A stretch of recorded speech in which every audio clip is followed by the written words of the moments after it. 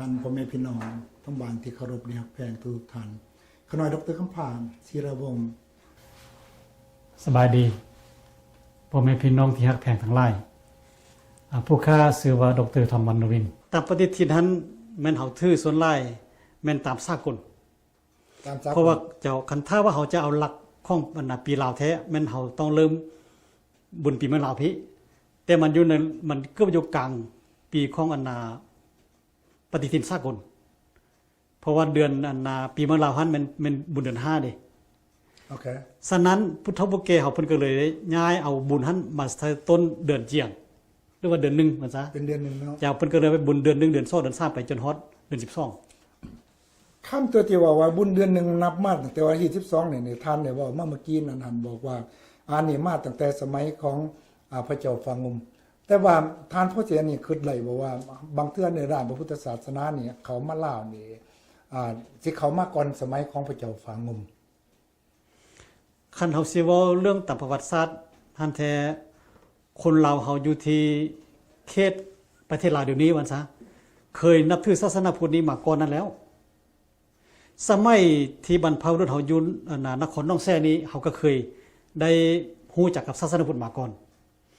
คือในสมัยของกุนหลวงลีเมาโอเคแต่ว่ามันเป็นศาสนาทางฝ่ายมหายานนิกาย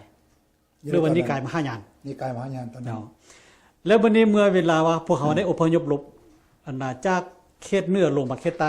มาอยู่เขตเมืองลาวเดี๋ยวนี้นี่ความเชื่อที่ว่าเขาได้นับถือแต่กี้มันก็ค่อยเสื่อมคลายลงมานะมันก็เลยลืมไปมันซะแต่ความรู้จักเกี่ยวเนื่องกับศาสนาพุทธนั้นมันมีอยู่ฮักบ่หลายฮักบ่หลายมันบ่เจ้าแต่บัดนี้อิงตามที่ผู้ข่าวได้คนขวดได้เฮียนฮู้อยู่ในเรื่องหนังสืออุรังคธาตุเจ้าโอเคคือกับประวัติของนครพนมโอเคเพิ่นก็ได้เว้าตอนนึงอันนี้มาบอกว่าพระพุทธศาสนาเข้ามาลาวในครั้งทมิตรนั้นหันสมัยครั้งพุทธกาลตอนสมัยพระพุทธแปลว่าปีพศ1แต่ว่าอยู่ในอันนี้นี่เป็นหนังสืออยู่ในหนังสืออุรังคธาตุเพิ่นเว้ามานี่อยู่ในตรงนั้นปีพศ1ขั้นพศ1ก็แปลว่าผู้ที่ตอนสมัยตั้งแต่พระสัมมาสัมพุทธเจ้านั้นเสด็จปรินิพพานมาแล้วล่ะก็ผู้ดีตอนนั้นแม่นพระมหากัสสปะตอนนั้นยังมาอยู่ภูคำผาบานเฮา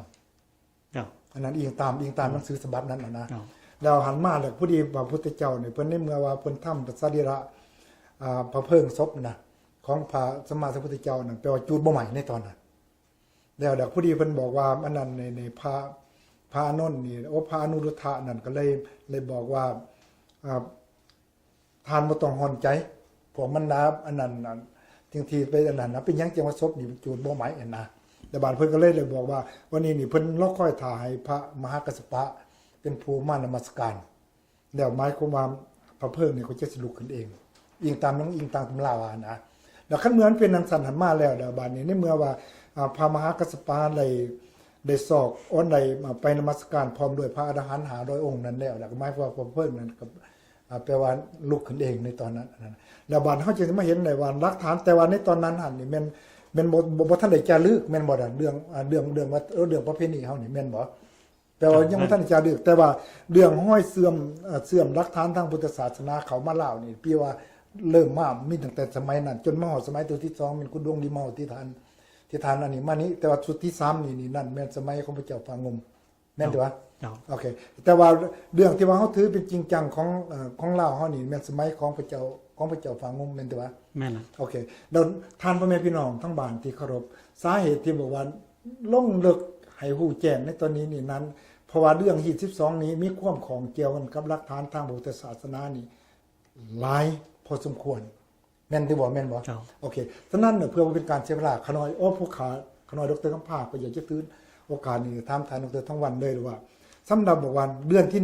1เพิ่นเอิ้นว่าเดือนยังเดือนอ้ายบ่ดูเดือนเจียงบ่ดูเดือนอะไรเดือนอ้ายก็แม่นเดือนเจียงก็แม่นหมายความเดือนที่1ก็แม่นเดือน1ก็แม่นจ้ะคันว่าวัน1นี่แปลว่าดีเนาะตัวนี้นี่เนาะ1ก็แปลว่าดี1แปลว่าดีเรื่องอ้ายแปลว่าอ้ายแม่นบ่แล้วบัดนี้อยู่ในเดือน1นี่เพิ่นเฮ็ดหยังอยู่ในเดือนนี้เพิ่นเอิ้นบุญเข้ากรรมเพิ่นบุญเข้ากรรม คำว่าเขากำแนวเขากำนี่แม่นพระสงฆ์เขากำบ่หรือว่าญาติโยมเขากำหรือว่าอันนี้แนวใด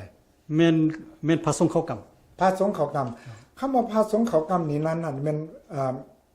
คำว่าเขากำจริงๆที่หมายถึงนี่นั่นแม่นเขากำแบบใด